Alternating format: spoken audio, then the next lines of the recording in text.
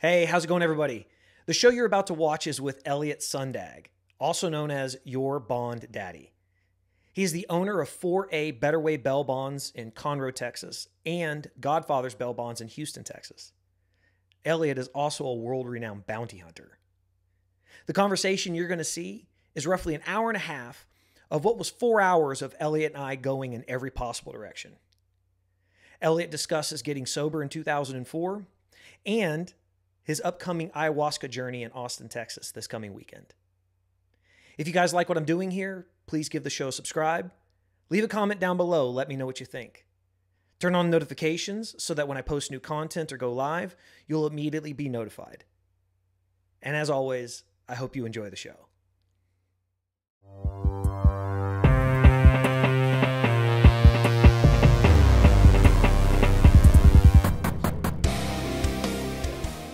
Telling you kind of with my 12-step background, like with, I mentioned a little bit about my addiction path and a little bit of the recovery. You know what I'm saying? I've been around Alcoholics Anonymous since January 2001. Yeah. And I was kind of in and out from 01 to 04.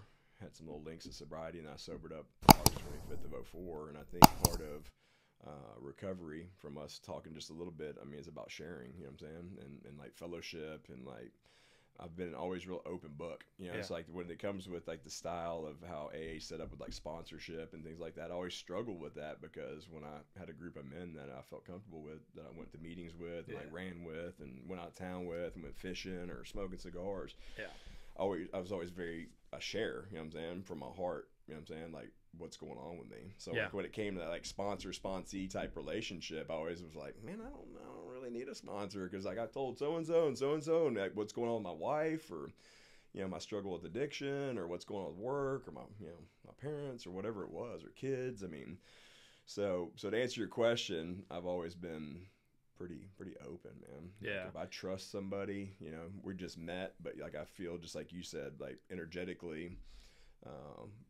that I'm comfortable.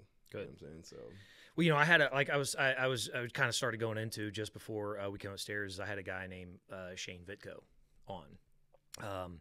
Great guy, man. He moved here during the pandemic. He was from Boston. And he was a hoodlum. I mean, he was probably one of your ideal clients. Mm-hmm. He was constantly fucking up, constantly having issues, and ended up spending some time in prison, and really hard. But it was drugs. He was into drugs. He was drinking and everything. And when he got out, he more or less moved west, and ended up. Long story short is he ended up getting, trying to go in and out of, rehab and AA and all that stuff. And it just wasn't working for him, because he wasn't like committing to the process. And he ended up getting into this like West Hollywood kind of group where, he's out there now, and he's trying to kind of like get into some of this industry work, things like that. And he's seeing, without going into names, he's seeing some very high powered individuals in that business, in that world, are in this group. And they're dealing with something very similar to him. They're dealing with some type of addiction. Yeah. And so he's like, man, I can make this work. And these are guys that are worth, multi millions of dollars. Yeah. So he committed to the process, man, and he went through it, and things really started working out with him. He got hooked up with a guy named Tommy Vext. Okay. And they started a podcast out there called The Deviant Gentleman, which was really cool. That's actually how I found out about him originally, which was weird, because I used to follow him and his wife. He's this big, he's about as big as you are, but really hard Boston accent kind of thing. And he's got this itty bitty wife, from England. And so she's got this heavy British accent. And so you hear these two going back and forth. Well, I apparently had been following them like forever on like TikTok or Instagram or something like that. Boston and the Brit. And yeah, they just do crazy shit. It's just the two of them doing goofy little things and living their life and stuff like that. But, man, he's got like, I think it was about a month ago, he hit 3.5 years sober. And so, it's changed his life, but he, like I said, he moved here. Getting out of that environment, LA, or stuff like that. So it's a grinder. Yeah. I've had some buddies that I knew in recovery a friend of mine that went out, got into acting, and went out to LA sober, and then ended up going back out because, you know, the Hollywood and that scene out there, you know, the women and, you know, drinking, drugging, you know, the lifestyle, you know, that you're working in the restaurant industry so you can become, you know, an actor, you know what I'm saying? Because, you know, unless you really hit it big, you know, you hear about all these actors, they're out there for, you know, 5, 10, 20 years before sometimes they're found. And he went out there and he got some, he was on like Terminator 3 and, you know, this was the guy that was the best man on the wedding, but, you know, he got some, you know, different TV shows that he was on and was, you know, making some traction, but he ended up, you know, going back out and started drinking, you know, because that's kind of the lie sometimes you might buy into that, you know, I'm just gonna have a couple drinks, no big deal, right? And then all of a sudden it's like, the wheels come off and, you know, you're down the cocaine road or cannabis or whatever it may be. You know, my wife's also in recovery too. You know, and so she knew me before when I was off the deep end with cocaine and alcohol. So there was like trauma, like we talked about earlier, you know, from decisions I made and stuff I was doing. So, you know, it's been a good, like, we're yin and yang, my wife and I, you know, of course, when I decided to go back out in that world, she became black belt Al-Anon. You know what I'm saying? Just to protect herself, you know, from who knows what could happen, right? You know what I'm saying? So, and then also started to kind of rock her boat a little bit with her recovery, you know what I'm saying? Because I was out here managing this, you know what I'm saying? And everything was, you know, for the most part going well, you know what I'm saying? It wasn't like I had a syringe hanging out my arm again and like squeezing a bottle of vodka out of my mouth, you know, because that's how it was years ago. So it was good, you know, that we had to kind of communicate, you know. I'm learning at 44 years old how to communicate. You know what I'm saying? Like, I have a therapist, and I have a therapist, you know, my wife and I have a couples therapy too that we do every week. And so I'm just learning how to talk, man. You know what I'm saying? Like, I mean, I've been married for years, you know what I'm saying? I've been with my wife since 2003. And, you know, I'm learning how to communicate my business and my marriage with friends. I mean, all that stuff, because it's like something that, you know, Was that the driving force behind you deciding to get sober? Were you guys just going down a really rough path? Yeah, I mean, like with the sobriety deal, I was in recovery before I met her. I went into treatment in 2001, and I met her in 2003. So I had some clean time in there. You know, my little path with sobriety was coming in 2001. I went to treatment for 30 days and a halfway house for 90 days. Found a roommate in the halfway house, and we were best buddies. And we're like, oh, let's get a place together. By the time we moved in that house, we were already on drugs. Oh, way off the rails. Like, yeah, like he kind of walked in and was like zooming around a little bit while he was unpacking. I was like, hey, what's up? I mean, literally, we're moving in this house in Garden Oaks, you know, over in the Heights. And he's just boo, boo, boo, boo, boo. And I'm like, hey, what's up? And he's like, hey, man, I fucked up. And he's like, and I'm like, okay. And I was in my mind, yeah, I'd just been in treatment in halfway house for all these, you know, 120 days. I was like, I can call somebody, I can leave, or I can just do it just today. And so I was like, I'll just do it today. And I just started like a 7 or 10 day bender where I kind of fell off the map. And my family popped back up like, hey, what's going on? And I'm, you know, been up all night and, you know, drinking 40s and doing crack and shooting heroin and like off the rails. Wow. And my dad's like, what in the hell are you doing? And I'm like, oh, shit, what's going on? So I went back into treatment and went back into treatment for a little freshen up, moved into a 3-quarter house for 13 months. This was all down in the Montrose area. This was through a program called The Right Step and The Next Step and The Next Step Beyond. And a guy named George Joseph started it. And so I had that little 4 or 5 months, was out for like a week or two, and then I went and stayed sober for 18 months. And like in that 18 months, you know, I'm praying and going to meetings and making money back in the family business. And like I was like, I just want a girl. You know what I'm saying? I want to share this, you know, myself, you know what I'm saying? And so I was like, you know, the only way I knew how to find a girl was at the bar. So I started drinking again after 18 months clean, like, you know, clean. And, you know, of course, I'm right back on the cocaine because that was my drug of choice. And in that window, my buddy Randy Ruiz from Austin was like, man, me and these girls we run with in Austin want to come to Houston and change up the scene. And that's where in came Suzette that night. And she's like, you know, I'm like, oh, my gosh. You know, I just met this girl, and I'm just completely out of control in my addiction. And I knew instantly I was going to marry her. You know what I'm saying? Like, I just knew that this was going to be my wife. And I wasn't that kind of guy where I was like, you know, some hopeless lover. That wasn't my deal, but I just knew it. And so we kind of started dating. She was in Austin, I was in Houston, kind of doing a long distance thing, and I got sober again. And so she had kind of seen me that weekend. She came into the Woodlands, you know what I'm saying? She was there for like 3 or 4 days, and like, we went through a couple ounces of cocaine, between like a group of like 10 people, and like it was wild. And so after we kind of started communicating and hanging out a little bit, she was like, hey, this ain't really who I am. You know what I'm saying? Like, I came from this good family, and I got a college degree. I work for this huge, Fortune 500 company. And I'm like, well, this is who I am. You know what I'm saying? This is what I was doing before I met you. And she's like, oh, this probably makes sense. This dude's crazy. He's on drugs and alcohol. And so then I got sober again. And so, I had some health problems. I contracted hepatitis C when I was out there. I was an IV drug user, and I'd found that out through just getting an STD check as we were getting serious that I contracted hepatitis C. And so through that treatment, which was this interferon and peg intron I had to do for hepatitis C back then, was brutal. Like brutal. I relapsed again, and she left me. So she was kind of with me through this. I bought a house that she picked out and was like, I'm going to marry this girl. And then I'm like, oh, but I'm going to start using drugs again while I'm on this treatment. And so, of course, she's like, hey, I told you, like, we ain't doing this. And she left. And so I never saw her again for like 7 months.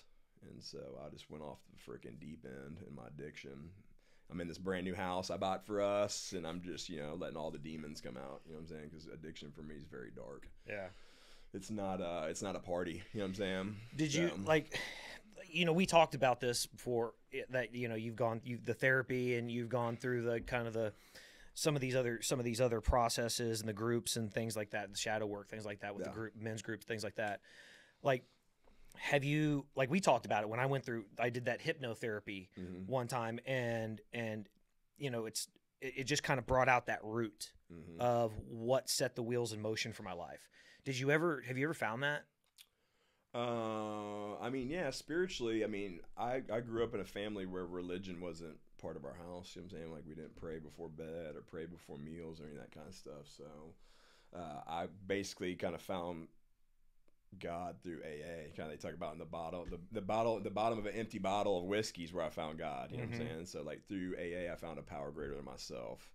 And through all those years in there, meeting Suzette, we found religion. She came from a Catholic family. We got married, and I became super Catholic. You know what I'm saying? Yeah, as most converts do. Yeah. Yeah, for sure. I was like all in. I was like, this is great. There wasn't any of the shame or the sinner or any of that kind of stuff. I was like, this is community, and I like it, and so on and so forth. Yeah. So like my journey was through the higher power in AA or 12 steps into religion with my wife to more of a woken state type of through plant medicine, meditation, breath work. So but you guys men's work, like when you said it to me earlier, you like talking about your wife's like super woke, more, but you're talking more of like your mind's open rather than not like the are you talking about like the what we hear in the media today as far as like woke people, all this other stuff, that kind of thing? Well, that's the difference. I didn't know this until I was doing a podcast with Randall Reeder. And woke and woken, I think, are different. And I don't think that I would probably classify us as that woke type people. You guys are more woken, if I'm not mistaken, right? Yeah. Is that? Yeah, you guys are awake. Yeah. I couldn't remember. Like, I was like, oh, woken. I was like, that's different. Because, what I'm saying? I was like, this is more of just something that we're experiencing. You know what I'm saying? She's not into doing anything mind altering. Like I said, she's super straight edge and very all about her recovery and 12 steps. But like her deals, like Dr. Joe Dispenza work, going to 7-day retreats. She likes Paul Selig, who's a channeler. If you haven't checked him out, he's pretty cool. Paul Selig. I've heard the name. Aubrey Marcus really likes Paul Selig. So she's done a lot of their stuff, and then she's learned how to, through some of this Joe Dispenza stuff, how to get into some of these states of mind through meditation. He's at some like 60 and 90-minute meditations where you can kind of drop into that natural release of DMT in the brain through meditating. So that's kind of her route. And we kind of hit a little fork in the road where I was kind of like, hey, I'm going to go to this ayahuasca ceremony or this, DMT breakthrough, facilitation. And she's kind of like, not really, understanding all that. Okay, she's like, I can do that without having to put a substance in my body. Yeah. And I've always been like, well, if I can just kind of do this little jump around, you know what I'm saying, the softer, easier way, Yeah. you know what I'm saying? Well, like with what we talked about, it was where it's like when you use those things, when you use like the cocaine and the alcohol and stuff like that, it kind of takes everything you have and it kind of puts it into this box. Yes. It takes everything, you're there, and that's it. It starts defining who you are, and so you start cramming more and more in this box, and it gets harder and harder to start taking things out of it. So you have to go. It's like you have to go around it rather than, like your wife. She doesn't have to use any of that stuff. Like it's free flowing pretty much through her body. Whereas somebody, the drugs, things like that, where it's a lot harder work, and you have to have something that essentially cracks that box, something that's gonna break it open for you. Like does she go along? Like you're gonna go to you said next week you guys are going out to an ayahuasca thing. Yes. And does she join along? But she doesn't participate. But does she? Yeah, she was invited, but she decided that she didn't want to. She's like, I don't want to do that. Yeah. Yeah. So that's gonna be kind of my thing. So I would be, I've seen them, but of course they don't show everything. And that's honestly kind of a one reason like I really want to go do it is because you get bits and pieces of the experience. Like I want to go do it, and obviously to experience what occurs there. But I the physical being of the people that are sitting there and they're going through this complete transformation. Because like you see a video and it's always, they go in, they start it in like the first 20, 30 minutes. And then you see it when they're coming out of it. You see at the very end. You don't see the whole process where they're talking about people are just, retching and, puking their guts out and stuff like that. And that's kind of what we talked about is something that your wife kind of does is where you're like exercising those demons. Like you're bringing all of this up. It's like a metaphorical kind of just emptying, yourself. But is this the first time you've ever done it? It's my first time to sit with ayahuasca. Okay. Yeah, in the tea form. Yeah. Yeah. Now you said you guys are doing like a certain type of root. Yeah, it's a Hawaiian vine. Okay. It's supposed to have been planted by Terrence McKenna like 40 years ago. So it's supposed to be a super loving, softer. They talk about Mama Aya being like a very feminine energy. So that comes through with ayahuasca. So I'm not super educated on it. I know that there's some other vines out there that are supposed to be super heavy. You know what I'm saying? Like, it can kind of it's going to take you where it's supposed to take you. You know what I'm saying? Yeah. That's the whole deal, that you're trusting in that plant. Yeah. A lot of times, like we talked about, like with the meditation, the prayer, the journaling, the fasting, preparing to go in for that weekend. So that's what I plan on doing all next week. I've been kind of writing some because it's a 3-day deal. And so I've got a couple of things that I'm wanting to kind of seek, because that's why I'm a seeker. Yeah. You know what I'm saying? Like, so that's my deal.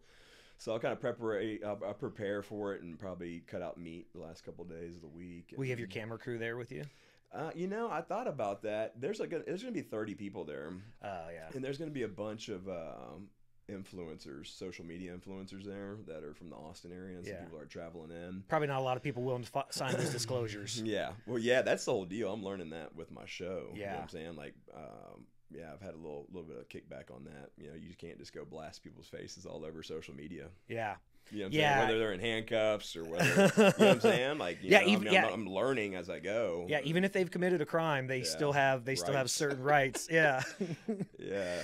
I was actually watching some of your videos, man, and like one thing that obviously I think the way like Dog and Beth looked, that obviously drug people to them. People loved like their appearance, and Dog looking like, he's straight off, he's a biker off an Indian reservation kind of thing.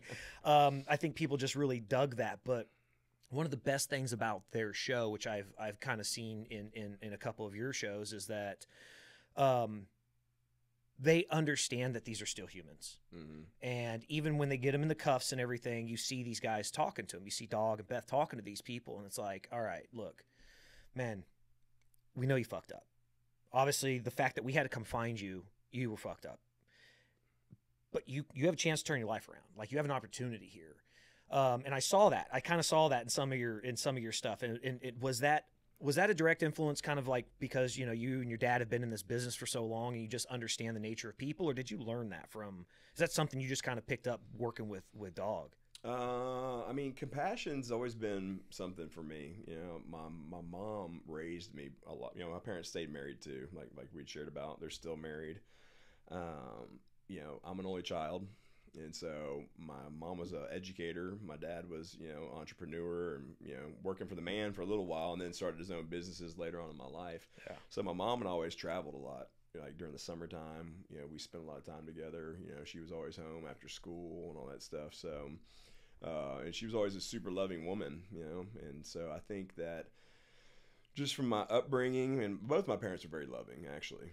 And so, I just thought that all households were like that. You know what I'm saying? Until I started to get a little older and realize, like, people I know, they're like, my parents never even hugged me. Like I had a great childhood, but my dad never told me they loved me. I'm like, oh, what? I just thought that that's what parents did. And so I just have a little bit of compassion for these people, even though they're running on my money. You know what I'm saying? It may be $500 or $500,000.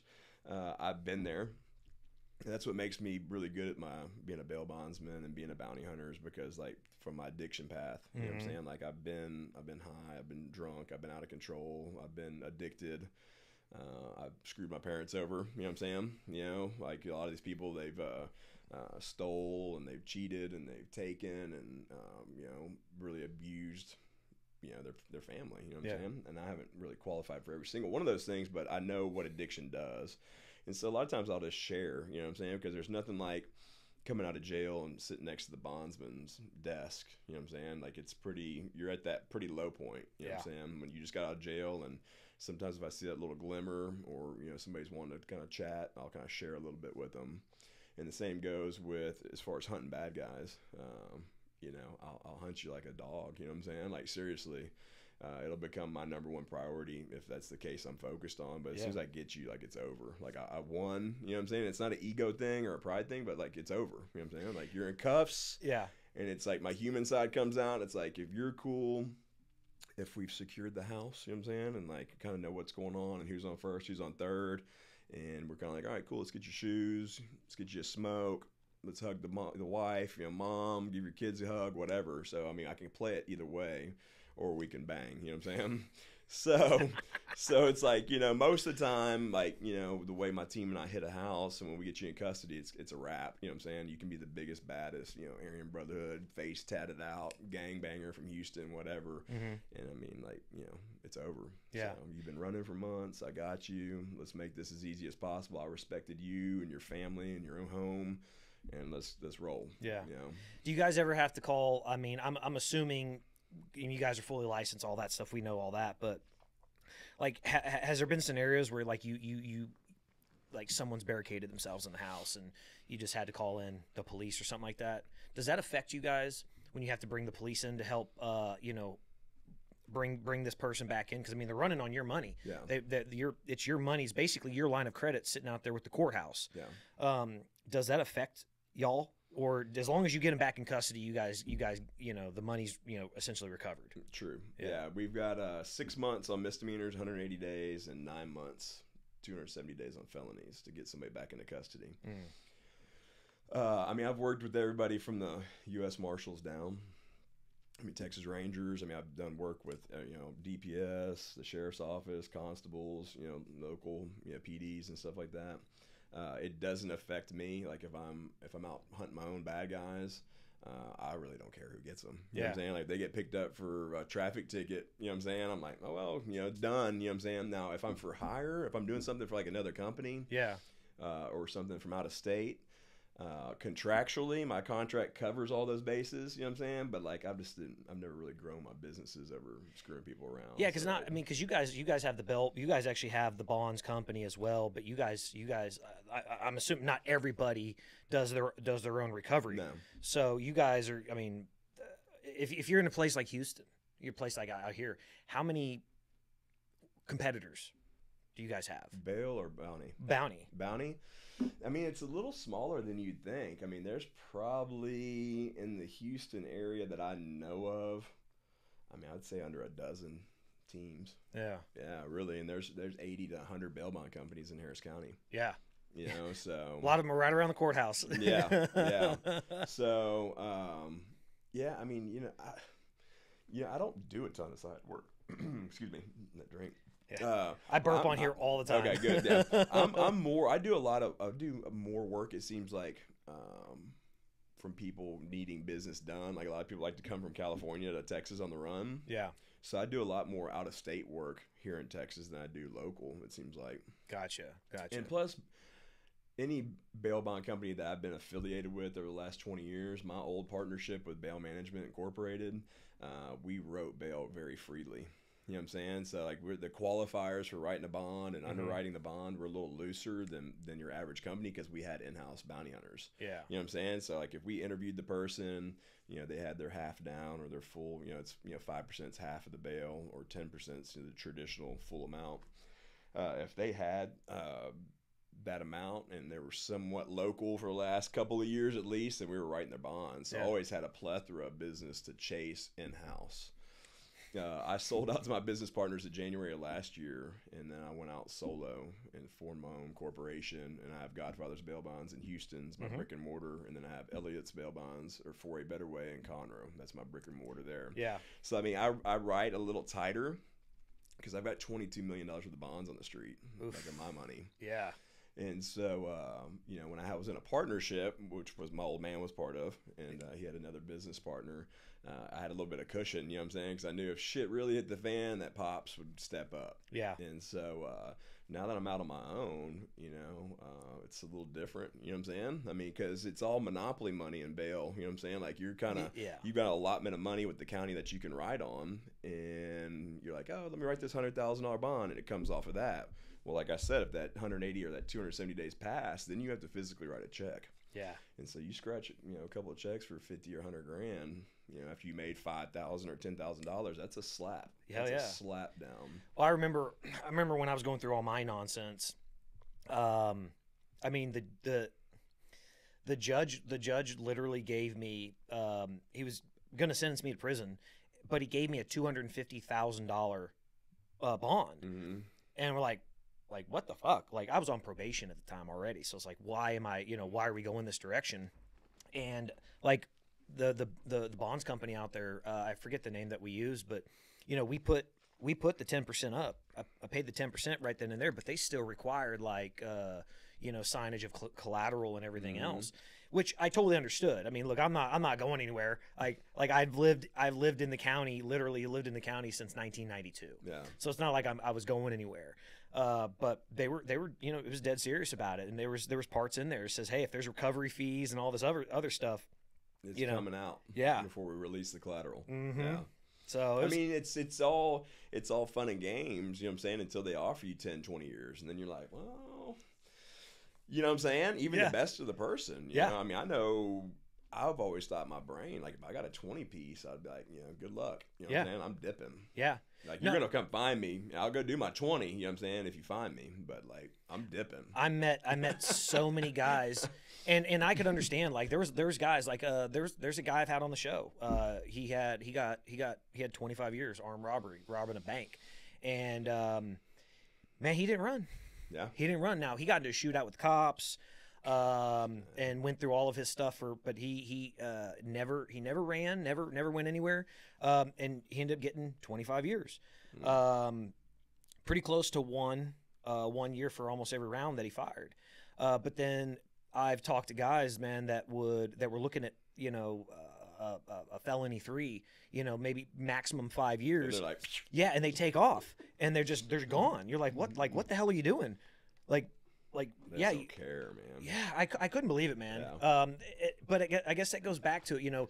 We both come from. Think about where we've been in life. I guess coming from good backgrounds. Yeah. Parents, loving family. I mean, same way. My mom traveled the world with me when I was an athlete. I was traveling everywhere. My mom went with me. Great parents. I mean, I saw her today. I was over fixing her washing machine this morning. Fantastic parents. And, hey, still went fucking wrong, you know, and still kind of went down that route of just really just fucking a lot of stuff up, man. Yeah. And then so you kind of get into that mindset of some of these other people where they had absolutely shit grow up, households where, mother wasn't around, father wasn't around, or both parents are addicted to drugs. They're being raised by their grandparents and stuff like that. And so they really don't know love. I mean, yeah, your grandma loves you, but I mean, what she can't, it's not like she can go out in the yard and play ball with you and shit like that. She can't show you those things that like boys need. And man, they just like internally combust. And the next thing you know, yeah, they're fucking running on a potential, 3 to 5 years. Yeah. Next thing you know, you've pissed off the court, and they're like, okay, well, we're going to get you on an absconding or whatever charge, and they're tacking years onto your case. Yeah. And you feel bad. I'm with you, man. You the human part comes out in you. Yeah. Where, I think we're both in the same kind of mindset, like kind of more of a conservative mindset, but we also are human beings. Yeah. I went through. So growing up, same household, had no religion whatsoever, just, no praying, nothing like that. And ironically though, like on my mom's mom was like, they were originally from Utah. And so she wasn't Mormon, but she was trying to convert people to, out of Mormonism to their, denomination or whatever they were. So she was this little blue-haired lady that was literally on TV trying to convert people. And so my mom kind of like, she didn't like that. She kind of walked away from that. My parents had a very similar experience in meeting the way you and your wife met. It was Halloween. It was a Halloween party, and they got introduced at this Halloween party, and they were both out of their minds. Like they were both partying and shit. And my dad just hammered, and he tells a story about my mom apparently was in this Catwoman suit. And he's drunk, and he's just sitting at this table, and he sees this tail on the ground. And so he literally gets down on the ground and starts following this tail. Next thing you know, his hands are on my mom's ass. And 18 days later, they were married. Oh, wow. Yeah, 18 days. Never separated, never, it's like he knew, like right then and there, he's like, you're going to be my wife. And 18 days later, man, November 18th, man, they were married and never been separated. And, I have an older sibling. I have a sister that's 2 years older than me. But the experience was like almost like I was an only child, because my sister did regular things, school, stuff in school, but I was this athlete. And so like 95% of the attention was focused on me as if I was only child. And I developed, man, this intense sense of entitlement. Extremely egotistical. I mean, I was the best in the world. And so I thought my shit didn't stink. And I wasn't a mean person, but I kind of like, everybody around me, I just kind of dismissed them, so to speak.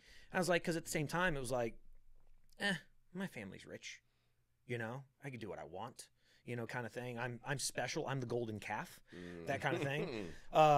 And then, man, as I got older, I started having kids, similar to what you guys did, the converting to Catholicism. I actually found out that my great-grandparents had escaped Germany on my dad's side. And I had tried, man. I'd searched. I'm a seeker like you. Like I'm looking for stuff. Like a big part of this is working towards expanding the mind, having those conversations, things like that, trying to bring things out of people, It helps me learn about myself. Mm-hmm. And I read the Bible front to back twice, King James Version, and it just didn't stick. Like something fell off for me. Like I felt the connection to God, right? To a higher power, but I just like the process, I guess, so to speak, the whole thing about going into the church and all that just didn't sit with me. And so when I found out, man, that my great grandparents had escaped Nazi Germany on my dad's side and changed name, came here to the United States, changed name, all their stuff, no real history on that end.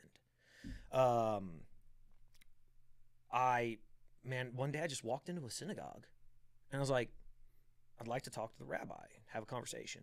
So I ended up converting. Oh, wow. And luckily I was able to kind of like prove some lineage. So I was able to get on the books a little bit easier. I can get into I can get onto the Jewish roster a little faster.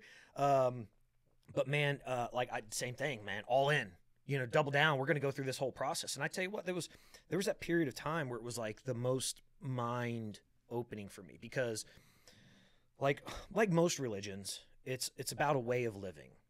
It's about how, you know, you look at your daily life, your process, how you treat other people, how you go about your business, doing work. You kind of incorporate a lot of that stuff. Well, I didn't have that. It was kind of like more of the Wild West. And so when you started having this focus of, all right, there's a singular purpose. All right, you want to be a good person, that kind of thing. All right, everything kind of stems from that. The being a good person is the nexus, and everything else kind of goes out from that point. So, man, it was that eye-opening moment of, all right, we need to start changing who we are, you know, and but man, unfortunately, I had already set 25 years of my life in motion with a lot of other shit. And we talked about that, like that spark of that creates the, you know, butterfly flaps its wings somewhere in Africa. Next thing you know, there's a major hurricane that makes a landfall on the east coast of the United States. There's a spark somewhere down the line that sets wheels in motion, that it's this and this and this and this and this, and it comes around. And I had already set a lot of that in motion in my life, where it just kind of continued on. And my second big awakening, man, was going to prison. Sitting there, you know, and that's why I can understand a lot of these guys, you know, just sitting there in that prison and really being like, the fuck did I do, man? You know, when I went to prison, I lost, you know, not only my family, granted, they were there for me, you know, parents were there for me and everything. Great mom, great dad. They came and saw me. But, you know, girlfriend at the time, you know, I had gotten her pregnant. She found out like the October 26th, the judge threw me in county jail. She had a doctor's appointment on the 27th, 28th, Saturday. She comes in and has to tell me through glass that she's pregnant. You know, and so that was a whole thing. Yeah. And so I had to sit there and like, man, what the fuck am I doing with my life? You know, and you realize a lot of people don't do that. They're not seekers. You know, they're only for this very moment. They're there, and those are probably a lot of the guys you have to chase. Yeah. They're just thinking about what only today is going to bring. And I sat there, man, and that was my number two awakening, where I sat up and I was like, this ain't the life I want to live, man. This is a reset. This gives me an opportunity to reset, because there, like I said, there was that spark that created this chain of events that put me to where I am today. But now all of that's taken away. 100% it's gone. I don't have to deal with any of that right now. I can literally use this as a complete reset on my life. And just go about like really changing who the fuck I am as a person. And it was just, man, it was so nice. It was so eye-opening. Like, you've done DMT. Mm-hmm. Okay. They talk about like when you see the sky, right? Like, is it like a brighter blue kind of thing? Like, does everything like magnify for you? For me? Yeah. Did it do that to you? I had a full out of body experience. So I didn't know what I was getting into, really. I ran into a guy and he was like, you know, we were kind of talking about tattoos, because I've been, you know, kind of piqued my interest in some tattoo work, and he was kind of running through his tattoos. He's like, yeah, I got a DMT molecule on my leg, and I was like, oh, that's kind of cool.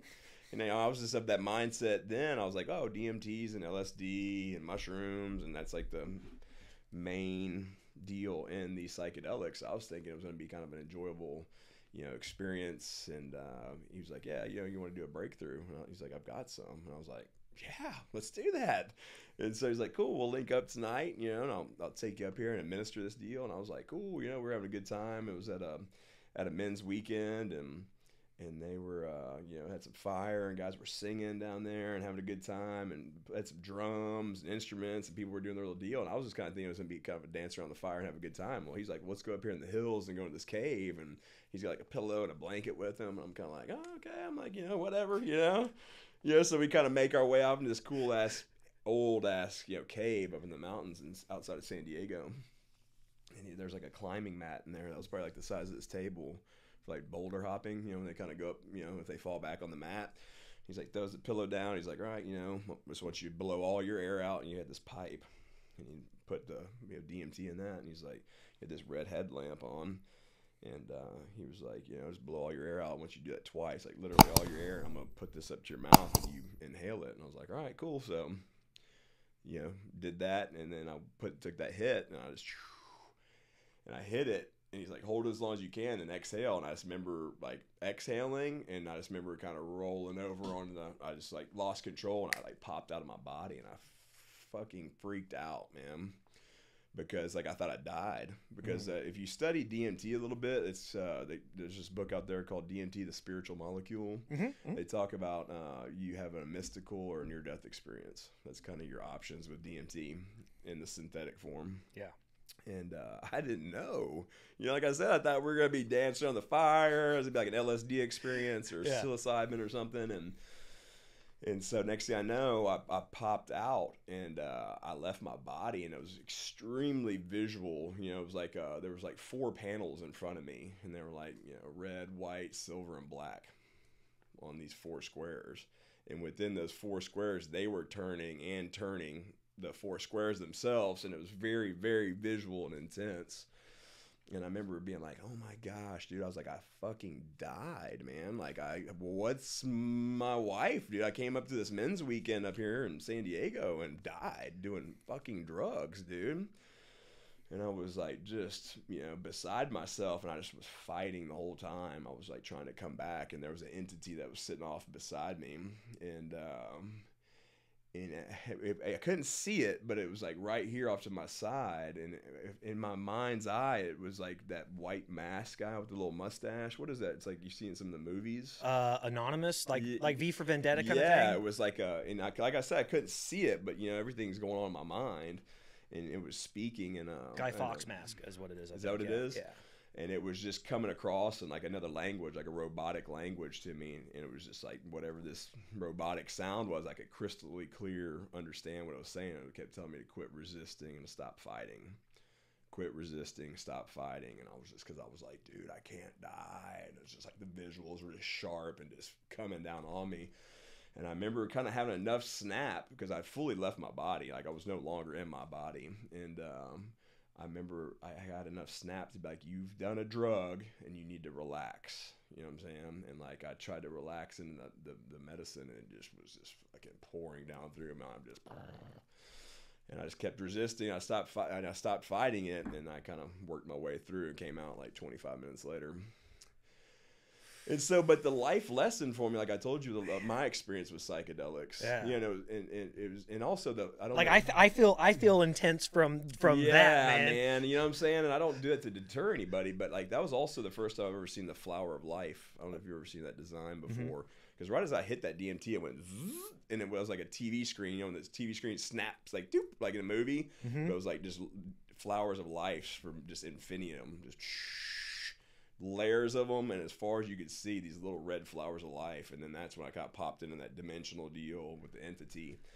And I remember when I kind of came to, like, I mean, it took me like a couple weeks to get my snap back, bro. Yeah. You know, because I had a shaman I'd done some plant medicine work with up in Indiana. And like I got back from the trip, and like I was still kind of like a little checked out in my brain, dude. I was like, oh my God, dude. I was like, did I fry my brain, dude? Like I was just fucked up for like 2 weeks, it seemed like. You know what I'm saying? Like reality wasn't reality. And I was like, oh my gosh. And I called him up, and I was like, you know, this is what I did. And he's like, okay, well, you know, I wish I would have helped you administer that medicine and kind of, you know, let you know what was going on. I was like, you know, I didn't know what to expect. And he's like, well, you know, you got 2 things. You know, you can believe that you fried your brain, or you can believe that you had this experience and that you're going to take this information of fighting life, you know what I'm saying, to stop resisting, quit fighting life, and apply that and move along. You know what I'm saying? I was like, oh, well, I'm going to go that route. I'm not going to think I'm just smoked my brain and like be in a puzzle factory somewhere. You know what I'm saying? You know what I'm saying? So like, I mean, because literally like I was at this fork in the road where I was like, I could just go and just be just like literally, you know what I'm saying? Wearing a diaper somewhere, it seemed like, you know what I'm saying? Yeah. And so I took that other route, and for a long time, you know, and it still is a mantra for me in my brain, is like, you know, when I'm like, you know, I got this, God, you know what I'm saying? Like, just get out of the way. Let me drive this bus. He's like, you know, that DMT's like, hey. And I'm like, oh, yeah. I'm like, you know, don't quit resisting. Stop fighting. Like, get the fuck out of the way. Yeah. You know what I'm saying? And it's a very powerful reminder for me to. Now, obviously, coming from the business stuff, because these are things I think about. Yeah. Like, you know, growing up in a business environment, my father's an entrepreneur, going through all this, raised in this environment. I believe that a big part of what's put me where I am today is kind of that drive where, you know, it was the ego side of it. We had this conversation earlier about narcissism, stuff like that. Like, you have to have a pretty good sense of belief in yourself. And, you know, I think a lot of times we connotate the narcissism with relationships and how people get treated in there and, you know, not listening to other people, always thinking you're right, things like that. But you go through life and you believe that you're doing good in business and you're wanting to grow a business and you believe you have something important to say to other people. That's a sense of narcissism, not a negative way, you know? But a big part of where I believe like I am, what I am today is that drive, is what brings me to that drive. So the only thing that scares me about doing any kind of psychedelic is where I'm like, it doesn't seem like it's affected you in that way whatsoever, but the question goes to, do you feel more productive? Do you feel like actually, like, are you enjoying life better? Is your business doing better? Are you expanding that world because you've gotten out of your own way? Yeah, I mean, I guess it's the story you're going to tell yourself, and how, like what we talked about, like, are you going to use that as your new reality? You know what I'm saying? Are you going to go back to that plant, that mushroom, that ayahuasca, that root? Are you going to, is that how you're going to keep going back to get answers, or are you going to administer that and then apply the breath work and the prayer and the meditation and the journaling and the church and all that kind of stuff? You know, the men's work, I mean, yeah, you can kind of. So the DMT is more of the spark. Yeah, I mean, it can be, you know what I'm saying? I mean, it just depends on the individual, you know what I'm saying? Like, I've had to be very aware of what I'm doing with my past, you know what I'm saying, when it goes, you know, to anything mind altering, you know what I'm saying? But do you see a difference in kind of how you go about doing life and how you do business and things like that? Yeah, I think so, man. I think that, you know, with the ego or narcissism or, you know, entrepreneurship, any of that stuff, I mean, kind of what you're saying makes sense for me, but I think it, you know, it depends on how you start your day. You know what I'm saying? Like, I mean, I'm trying to shoot for like 5 a.m. I'm gonna get up and get on some like guided meditation work. You know, I'm a big yoga guy. You know, I do a lot of hot flow yoga. Okay. I got to get into that. You know, journaling, reading stuff. I mean, like, you know, knowing I need to excuse myself and maybe drop into some breath. You know what I'm saying? Like, give me some 30 good breaths and get some oxygen moving in my brain, kind of reset. Just different tools. So, I mean, I think that, you know, you can use that stuff to guide you in your relationships and in your business and all that kind of stuff. Kind of be a conscious person, right? Yeah. You know what I'm saying? So, you know, so that's the deal, man. I mean, like, it's just something you have to be aware of. I think somebody like you that doesn't really have this long history of alcoholism or drug addiction like that, it'd be a great tool, because you might drop in on some ayahuasca and be like, man, that was very beneficial. I see this work that I need to do. And this is going to kind of go the direction for me. I may drop back in on that in 6 months or another year or two or whatever. So, yeah, man, I think that, you know, being aware, first of all, you know what I'm saying? Because I think most of the people roll around that are narcissists, they're not really like paying attention to that. You know what I'm saying? They're living in their bubble and their world, and it's like, this is what I do, and you get the fuck out of the way, and like, this is how things are going. I mean, I guess that just kind of shows up more as a boss or a leader in your business. You know what I'm saying? Well, and that's the kind of mindset. Yeah, I mean, you go down that extreme road. It's like saying to somebody, okay, like, I've never. You take somebody, for example, that has smoked weed one time. Mm-hmm. Does that mean that they are a drug user, or did they smoke weed one time? Or if someone who had an affair, they cheated on their spouse, are they a cheater, or did they cheat? You know, kind of. There's. I mean, I understand there's kind of subtle difference there, but so you go down this road of saying, okay, someone has narcissistic tendencies, as most people do. I mean, if you went out and you looked at, you know, Elon Musk and Bill Gates and you know, maybe we don't compare those two together, but Donald Trump, you know. I think he's probably a pretty good extreme of a narcissist. Yeah, I would definitely put that out there. But you would say that, okay, do you have some narcissistic tendencies, or are you a narcissist? And I firmly believe that I have, me personally. I don't think that you can, for example, I mean, you got a show, okay? You have a TV show. Yeah. You have your fireside chats. you believe that like you have something good to say that people are going to want to hear.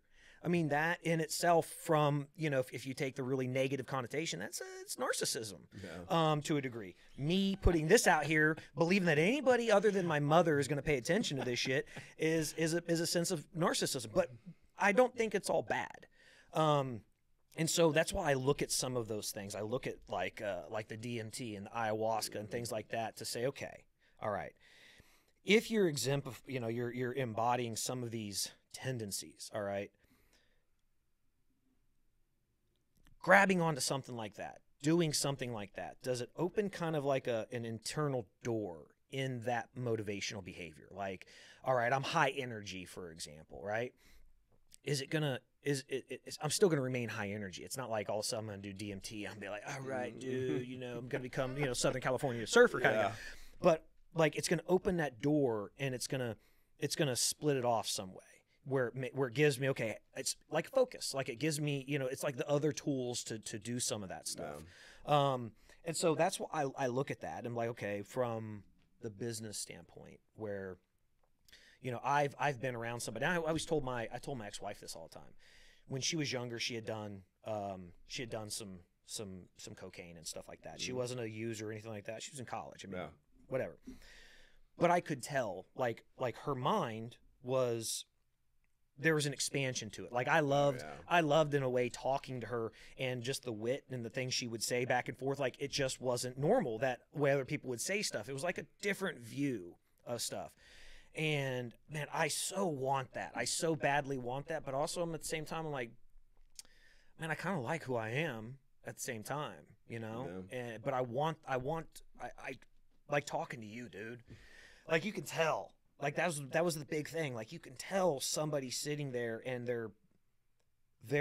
they think like you think like the rest of us, but it's like over here kind of thing. It's like you're seeing everything from 10,000 feet. Yeah. Rather than right here, right now, and you're in being almost reactionary. You know, you're I don't know, man. It's just the way I envision it, and the way I've seen people that have done it. You know, I've got my buddy Dustin, huge proponent. He's like, dude, he's like, man, when you go do DMT, he's like, man, I want to be there. He's like, I want to be there with you. I want to walk through you with it and all this other stuff. He said, man, because it's life altering. And it's kind of that experience. I don't know. Like I said, I don't know if I need to do some other drugs first. I don't know, man. I mean, like, if you're feeling called, then you do it. You know what I'm saying? I mean, like, I think that, you know, but you're also, you know, I mean, I just met you today, man. I mean, but like, you know, you seem like you're a cool cat, like you're chilling, man. But I mean, like you said, you're a seeker, man. So it's like, you know, I mean, it's going to give you that awareness, you know. I think that there's nothing wrong with going down that route, man, of experimenting and trying to, you know, see what's behind that curtain. Yeah. You know what I'm saying? Because that's kind of like with those different molecules. I mean, you're kind of peeping behind the curtain of life. Yeah. And you kind of realize, I think more than anything, it kind of prepared me more for death. You know what I'm saying? Yeah. Did you ever fear death before? Yeah, I think so, man. I still get a little like uneasy about it. Like, man, I can't believe this is gonna be over one day. You know, but when you go and like I had that experience with that DMT breakthrough, I mean, like I kind of went to pure energy, you know what I'm saying? Like my soul, you know what I'm saying? Like this body, you know what I'm saying? Like I have this soul that's in here.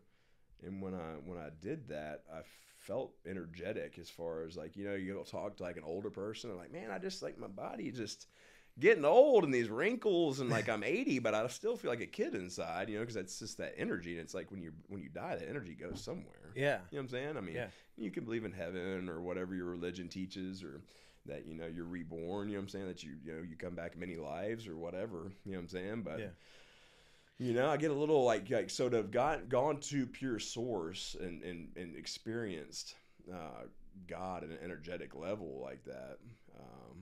It was very interesting, and I was like, oh, okay. So now I know, I think, what it'll be like when this is over, this journey. You know what I'm saying? That I'll basically just, like, you know, they talk about your soul just kind of leaves, you know, or you'll see that person when they're dying, they kind of have that smile right as they're like leaving, you know what I'm saying? Because it's like, I think you just see it, right? Like you're like, oh, this is what it's been about for 60 years or 70 or 80 years. That this is the experience. Fear. See, I try to think about my father. when Yeah. my father passed away. My father told us long time ago he wasn't going to live past 65.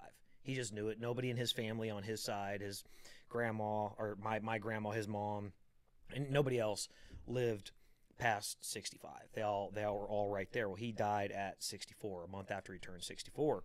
And I try to envision like the way, because we weren't allowed to go in there.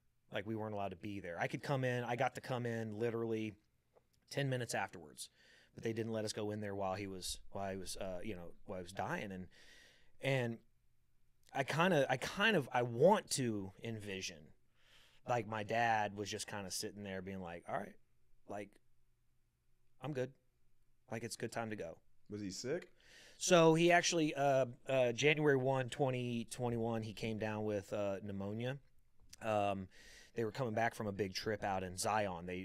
My parents rented an RV, went and picked up my sister, brother-in-law in Oklahoma, and they drove out to Zion. They stayed out there, went down to Vegas for a day, and it came back.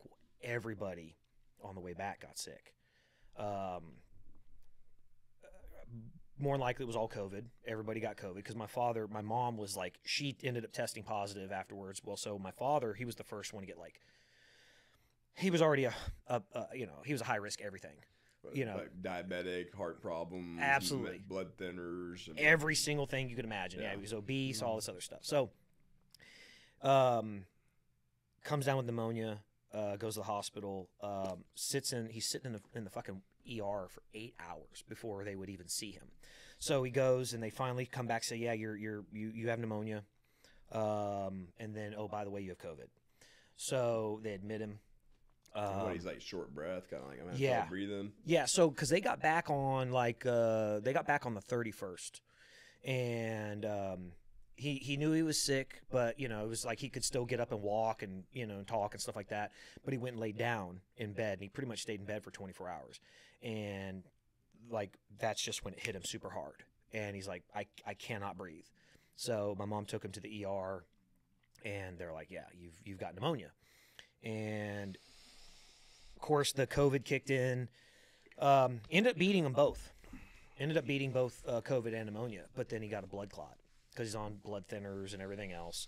And so whatever pneumonia and COVID didn't fuck up, the blood clot got into his lungs and bounced around and pretty much destroyed the rest of his lungs. So we were working to get him on a lung transplant list. He was at a Methodist up in the Woodlands, and great hospital. Yeah. They ended up, we were working to get him on a transplant list. In between time, they discharged him to a rehab facility where he was going to start doing therapy for lungs, and he couldn't walk anymore. Like he lost all muscle function in his legs. So he's extremely weak and everything. So they took him to this rehab, and he was, they were doing breathing treatments and teach him how to walk again and all this other stuff. And, February 13th, I remember just vividly because my dad and I had been texting the night before till about 11 o'clock. You met Fred, fourth. Mm-hmm. Fourth. Yeah, his real name is Fred. I tell everybody he's You get fourth place in something, or well, what? his name it's Fred. It's Fred William Lacey the fourth. And so growing up, everybody called him fourth. And no, yeah, he rarely got fourth at anything. He's literally one of the best athletes I know. Are y'all gymnasts? No, speed skaters. Yeah. On ice skates? So we or- started out doing inlines, Uh-huh. inline speed skating growing up here, and then we both went over to ice speed skating. Yeah. Oh shit. Yeah. Okay. Go ahead. Yeah. So, we're both small, so yeah, we could resemble some gymnasts. Yeah.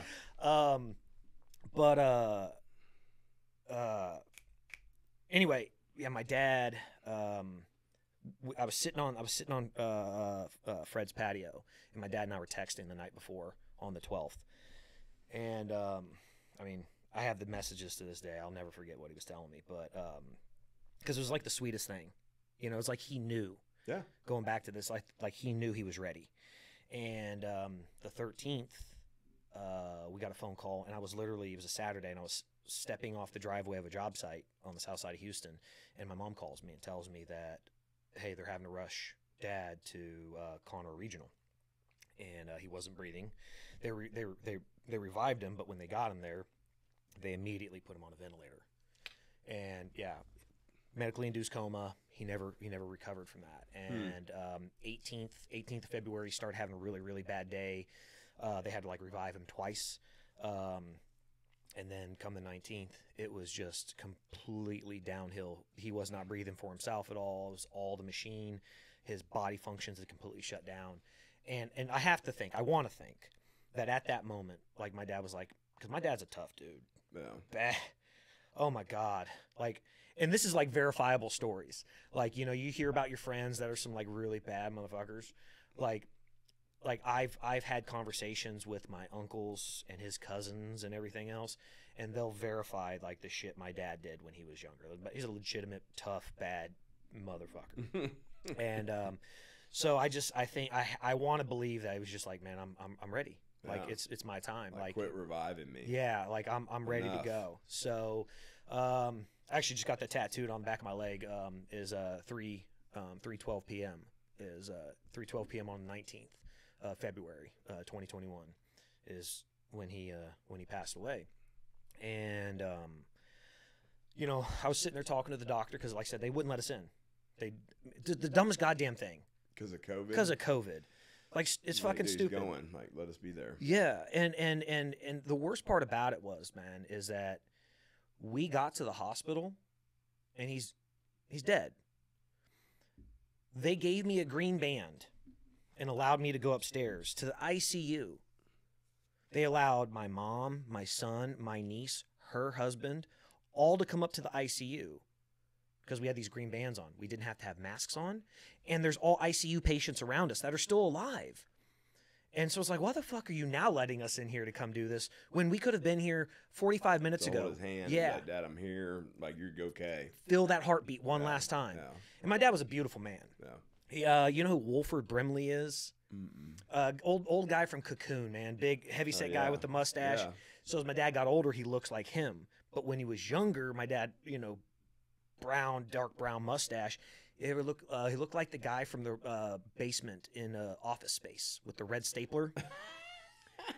Everybody thought that was him. He's like, you know, so everybody would fuck with him. And but he's big, beautiful blue eyes and everything, man, and this great mustache. And it sucked, man, because you know you walk in there, and unfortunately it's the shell of this, you know, of this human being. Mm-hmm. It's no longer the life force that was there. Dude, he was a life force, man. He was just an awesome dude. And it was like, why couldn't you guys let us just be there for that moment when it passes? You know, I thought about it, I was like, why couldn't I absorb some of that? Why couldn't you fucking let me be here to absorb some of those fleeting moments of my father? You know, I remember, like I said, to this day the text message my father was sending me the night before. Like, what was he saying? So he told me, he said, the reason I remember it so much is my father, he told me, which he almost never did. This is how I knew he was ready to go. He told me he was proud of me, which he almost never, ever did. He told me he was proud of me, and he told me that he hopes I find a woman in my life because I deserve someone good in my life, and I deserve to be happy. So, because he knows the you know, we talked about it a little bit, is some of the shit that I've been through with my exes, and you know, like that'll stick with me forever. That was a little bit of transference from him. You know, it was like just that fatherly, like he knew he was going, so he just needed to impart a little bit of this on me. Yeah. And so I'm like, you know, I wish I could have been there, even to hold his hand while I was dying. You know, I know my father's going. Yeah. But why couldn't I be there just to absorb a little bit of that energy left? You know, something to stick with me forever. That's I can relate to you a lot on the. I mean, hopefully you do with your kids. I would imagine so, but like, I mean, I'm like always like, I'm proud of you. You're so smart. You did good in jiu-jitsu. I'm proud of you. I'm proud of you. I'm proud of you. And I don't know if that'll answer it or not, or break that generational gap with what my dad and I had. But like, that's how I've always been like, I'm like, look at me. I'm like, Suzette, I mean, look what I'm doing over here for the family. I'm like, dad. You know what I'm saying? It's like, you know, that's driven me. You know what I'm saying? That's another thing that's behind me that make me just be like, you know, because I was a flunky in school and didn't make the grades and like struggled with, you know, I'm not that educational variety. You know what I'm saying? Like I'm the guy that's got to do it a bunch and I'm the best at it. You know what I'm saying? And so it's like that's what I was always through a lot of this therapy I've been doing in this mostly this men's work that I've been doing with Sacred Sons is you know, just like being seen. I'm like, do you fucking see me, dude? You know what I'm saying? Do you see me? Mm-hmm. I do this for you. You know what I'm saying? Like for my wife and for my family. You know what I'm saying? I want my dad to be like, good job, son. You know what I'm saying? I'm like, what the fuck is the hard problem with just fucking telling your kid that? It's got to be, it's a generational thing that was from their parents in the teens or, you know, whenever their, you know, parents and our parents in the 50s or whatever it was for your dad. But it's like, it was something generationally there. Now, I'm sure now I'll fuck up somewhere with my kids because we, as parents, we fuck up somehow with our kids. You know, they're going to be like, oh, dad, you know what I'm saying? He left mom or he didn't kiss me and tell me the good job that one soccer game or whatever the fuck, you know what I'm saying? But like, I'm gonna give it my damnedest, you know what I'm saying, to make sure that, you know, my kids know I love them, you know what I'm saying, that I'm proud of them, you know what I'm saying, that, you know, and really accent their qualities, you know what I'm saying? You're funny, you're pretty, you know what I'm saying, you're smart, you know, whatever. You know? Yeah, see, with my dad, you know, coming from that generation, his father wasn't around. So he didn't know that. Yeah. You know, my grandfather had a nervous breakdown, so I never met him. He by the time he was 26, they already had 4 children, and she got pregnant again with twins, and they could barely afford. They couldn't afford the 4 kids they had and themselves. I mean, the 4 of them lived in a room about as big as this room, and he had a complete nervous breakdown and never recovered. And my dad was the youngest of those 4. The twins ended up, my grandmother gave those 2 kids to her sister who could not have kids. And so they were all raised as cousins. They didn't know, like no one knew. And when I was like, I guess I was 8. It was either 88 or 90, so I was either 6 or 8 years old. My dad's oldest sister passed away. She got pneumonia, and basically her brain overheated, and brain got fried. She just didn't make it to the hospital in time, and so the mom, my grandmother and her sister ended up bringing all the kids together and finally told them to say, like, hey. By the way, y'all are in y'all's 30s and 40s now. Y'all are siblings. You're not really cousins. You're siblings. You know, and a guy that I had always referred to just as by his first name because he was a cousin ends up, it's my uncle. So now it's, you know, Uncle Joe, stuff like that. Was that a good thing, or were the kids kind of like, what the fuck? Well, they were both all at this time. The 5 of them that were left were all looking at, you know, their moms, kind of like really, you had to wait 30 fucking years to tell us this, and we had to lose one of our siblings, and of course they all got over it because, you know, everybody kind of came together and they were all close to begin with. Yeah. You know, everybody was kind of raised around each other, so it was kind of all there. She looked a lot like me. Oh, and they look identical. If like, it's the funniest thing. Like my dad was the youngest, 2 sisters, then a brother, then my dad. My dad, they named him the junior, and my dad looked just like my grandfather, like identical. Mm-hmm. Well, then my uncle, who he thought was his cousin, I mean, you can tell clear as day they are brothers, like identical. Facial hair, features, everything, their balding patterns, everything was identical. So you're like, you know, yeah, it all makes sense. You know, they tied it all together. And you know, it just you go through this life, man. You go through all these things, and you know, and that's a big part. You know, like I said, I never met my grandfather.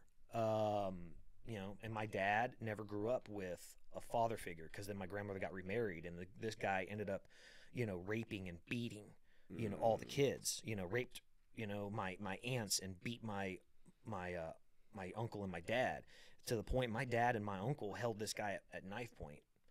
and like they threatened to kill him. They were like 14 and 15 years old, and they said, "Look, you fucking leave now, or we're gonna kill you," because he'd been raping their sisters.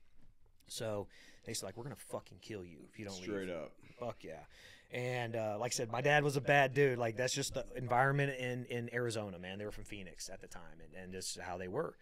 And so he didn't grow up with that. He didn't grow up with like the loving household. Mm-hmm. But like I said, I mean, as far as I'm concerned, he was a great father. Yeah. You learn of some flaws after they pass away. I deal with a lot of stuff at the company, ramifications of my father and then life and stuff like that you learn about after they pass. But you can't really focus on that. Yeah. You still, like, my father was a pretty fucking amazing dude. And, like with the skating, he never came to my competitions. My mom was always there. I have one picture where my father was at a national championship. It was in Pensacola, Florida, and I won nationals that year. I was like 13 years old. That was the first year I won nationals. He was there, but he never came to any of my world championships. He never came to where I qualified for the world team, stuff like that. He was never there, and I choose to think like you talking about. You want to tell your kids. It's that affirmation, right? You want to tell your kids, hey, you did a great job. And I love doing that with my kids. Like my son, the reason I love having authors and stuff like that on here is my son wrote his first book at 12 years old. Oh, nice. He's in college now, but he's written 3 books, working on probably 5 and 6 at this point. And I was constantly telling the kids, hey, y'all are awesome. Good job, good job, good job. And my father would just tell me kind of like when it happened. You know what I mean? Like, it wasn't like I'd come home from a good practice and he'd say, hey, I heard you had a pretty good practice day. It wasn't that conversation. We sit down at the dinner table. No, it's dad's opportunity to talk to mom. We don't talk. I don't talk about anything. Yeah. It was that kind of environment. My wife's family. Yeah. Very, very Kids strict. don't speak. That's right. This is adult time. You're to be seen, not heard. Yeah. And but he told me when it mattered. Hey, I came home from Worlds one year and I came home with 5, like 3 golds and 2 silvers. And he was like, good job, man. That's fucking awesome. Yeah. But he did it in a different way. Like, he took them and like mounted them in a big shadow box and everything and hung them up in his theater room. And that's where he hung out. Yeah. And so I knew internally, like my dad was proud of me because like he didn't sit down in the living room with my mom to watch TV. He went up to his theater room. My mom would be sitting down in the living room watching TV while, whatever her Lifetime shit. And my dad's upstairs watching like Dog. He's watching Dog the Bounty Hunter, and he's watching like like Alaska mining kind of shows and shit like that.